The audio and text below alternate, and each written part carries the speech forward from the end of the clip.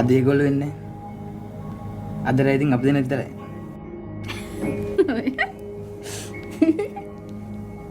නමුත්තා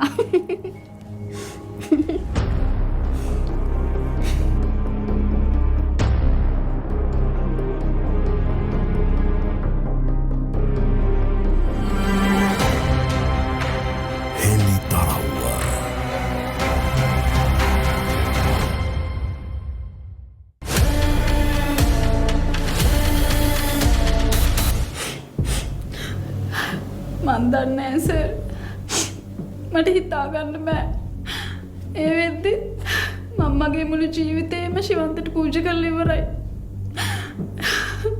ඒ කියන්නේ තමුන් දැන් කියන්න හදන්නේ ශිවංක තමුන්ට අවංකව ආදරය කළේ නැහැ කියලාද? මම තාමත් විශ්වාස කරනවා එයා මට ආදරය කරේ අවංකවමයි කියලා.